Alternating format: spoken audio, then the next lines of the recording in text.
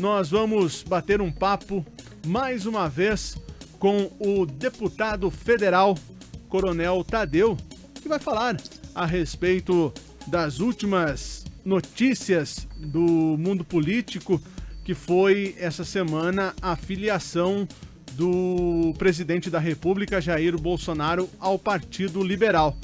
Coronel Thadeu, mais uma vez, um bom dia, seja muito bem-vindo. Bom dia, Tony, bom dia, Marquinhos, vocês estão me ouvindo bem? Ouvindo bem, perfeitamente, deputado. Então, bom dia para todos os ouvintes, espectadores, prazer estar falando com a Raízes novamente, viu? Deputado, essa semana tivemos uma semana movimentada em Brasília e tivemos a filiação do presidente Jair Bolsonaro ao PL, que foi no último dia 30 de novembro. Como o senhor vê esse novo cenário? O que o senhor acha que vai ser impactado para as eleições de 2022 com essa filiação? Olha, o presidente precisa de um partido, então escolheu. Agora o número dele nas eleições será o 22. E olha, eu vou dizer para todos vocês, se ele não ganhar no primeiro turno, vai bater na trave. E aí ele vai para o segundo turno e nós teremos o mesmo quadro de 2018, uma polarização. Eu não vejo nesse momento nenhum candidato da terceira via com força para poder ir para o segundo turno.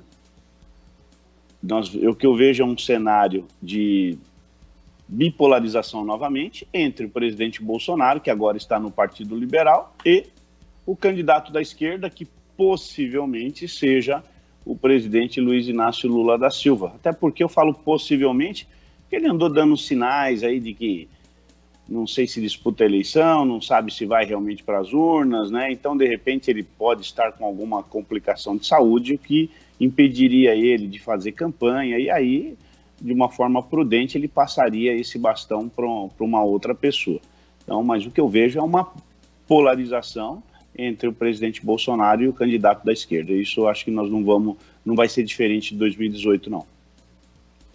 E, deputado, ainda falando nas eleições 2022, o senhor tem alguma pretensão de sair como governador ou pretende manter aí como deputado? Inicialmente, eu venho candidato à reeleição, ao cargo de deputado federal, né? E provavelmente pelo PL, né?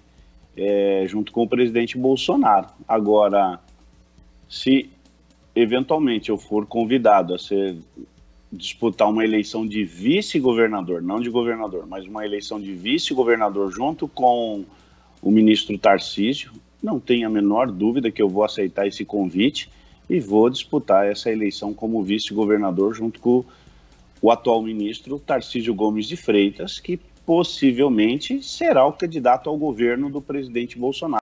Ele que será colocado nas urnas na corrida para o Palácio dos Bandeirantes, apoiado pelo presidente Bolsonaro e fazendo o palanque do presidente Bolsonaro aqui no estado de São Paulo. Isso foi até uma das tratativas para que o presidente batesse o martelo, né? Que seria uma chapa do próprio partido em São Paulo, na capital paulista, porque havia uns rumores que o PL em São Paulo apoiaria o então vice-governador atual hoje. O martelo final foi por conta desse acordo que teve entre o PL e o presidente Jair Bolsonaro, né, deputado? Isso foi um dos pontos que estava inicialmente meio obscuro e depois foi resolvido, né, no momento em que o presidente poderia então indicar o candidato ao governo no estado de São Paulo e aí então fica dirimida toda e qualquer impasse que havia. E o PL, então, confirmou, o presidente Bolsonaro confirmou, então, a sua ida para o PL. Eram alguns pontos, na verdade, não era só São Paulo. Tinha uma coisa ali, outra ali, eu não sei exatamente quais são os estados, né?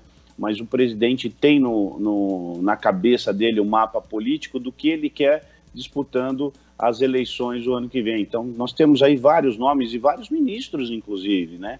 a ministra Tereza Cristina, da Agricultura, deve disputar a eleição no Mato Grosso do Sul, o ministro Fábio Faria e o ministro Rogério Marinho devem disputar a eleição no Rio Grande do Norte, um como governador, outro como senador, mas ainda não está definido quem vai e para qual cargo. O ministro João Roma, lá da Cidadania, ele deve disputar a eleição na Bahia, também não sei se é ao cargo de senador ou ao cargo de governador, disputaria ali contra o ACM Neto, e por aí vai. Então ele tem um mapa, que ele precisa disso. Primeiro que ele precisa principalmente ter candidatos ao Senado. Essa é a principal prioridade do presidente Bolsonaro na atualidade. Ele tem sofrido muito por não ter voto suficiente dentro do Senado. Então ele precisa compor um Senado federal forte, que seja a base dele mesmo. E naturalmente na Câmara dos Deputados ele vai fazer uma grande bancada, assim como fez em 2018, onde ele elegeu 52 deputados inicialmente e só haviam, o PSL acho que só tinha 2 ou 3 deputados, eu não me recordo exato, mas tinha só 2 ou 3 e pulou para 52 deputados, aí veio a deputada Bia Kicis, aumentou para 53, então ele acabou fazendo, e a ideia é fazer mais do que 50, não é para brincar não, é para ter base mesmo dentro da Câmara, para que o processo seja cada vez mais facilitado, né? Deputado, já que estamos falando sobre o ministro da Infraestrutura, o Tarcísio, eu tenho acompanhado várias entregas de trabalhos que estavam parados, né? E como que você vê, isso pode ser um diferencial positivo, caso ele venha a ser candidato ao governo do estado de São Paulo? Eu acho que sim, Marquinhos, pelo seguinte, né? Há uma cultura na política de que obra de outro governo ninguém mexe, isso é deles, deixa para lá, e o Tarcísio ele pensa diferente, a cabeça dele é outra. Você imagina uma obra que está parada, o quanto ela traz de prejuízo para o governo. E aquele dinheiro que foi investido naquela obra, o que faz com aquilo? Aquele dinheiro do povo que foi utilizado. Então você, por exemplo, você terraplanou uma estrada e parou, né? Aí chove, anos com aquela obra parada, perde aquela terraplanagem, aí você tem que ir lá novamente passar o trator. Então, terminar uma obra de outro governo não é nenhum desmérito, é um sinal de compromisso com a sua função pública, é um sinal de compromisso com a população, porque inicialmente foi aportado um valor X naquela obra, e quem é responsável no serviço público, quem é responsável com o erário público, não deixa isso acontecer de jeito nenhum. Então ele tem feito muitas inaugurações, sim, de obras que o Partido dos Trabalhadores iniciou e parou. Obras que estavam com 5%, 10%, 15%, né? Todas essas obras estão sendo terminadas. Elas praticamente nem haviam começado direito, mas tinha se gasto alguma coisa. Agora tem uns flagrantes aí que são horrorosos.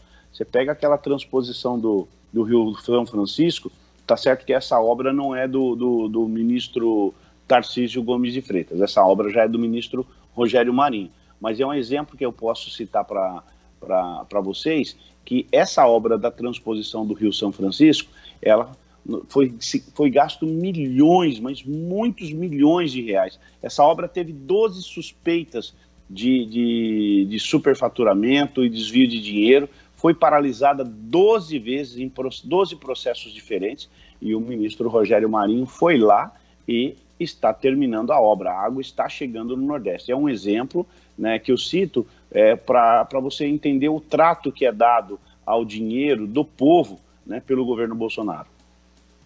Inclusive, essa transposição do Rio São Francisco foi um dos principais palanques políticos do Partido dos Trabalhadores, né, deputado? Sim, eu vi muitas reportagens a respeito dessa obra. Essa obra foi lançada em 2008, se eu não me engano. 2008, 2009. Ela fazia parte daquele PAC, né, Programa de Aceleração do Crescimento, e praticamente nunca aconteceu. Ela nunca acelerou nada e não tivemos crescimento nenhum. O Nordeste estava abandonado, né, como sempre esteve, infelizmente, E agora a água chegando ali em algumas regiões do Ceará, do Rio Grande do Norte, teve mais um...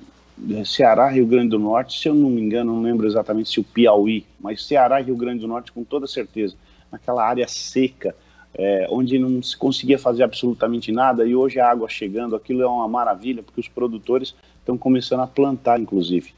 Né? Isso é muito bom, porque o solo é bom ali, e aí você vai ver o crescimento que vai ter aquela região.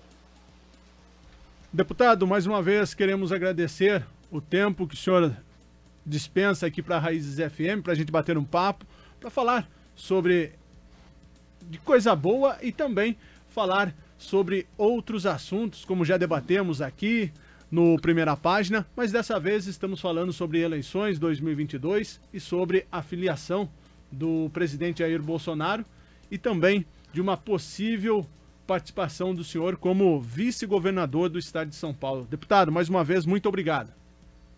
Eu que agradeço, Marquinhos, Tony, um abraço para todos vocês, abraço para todos os ouvintes. Bom final de semana para todos.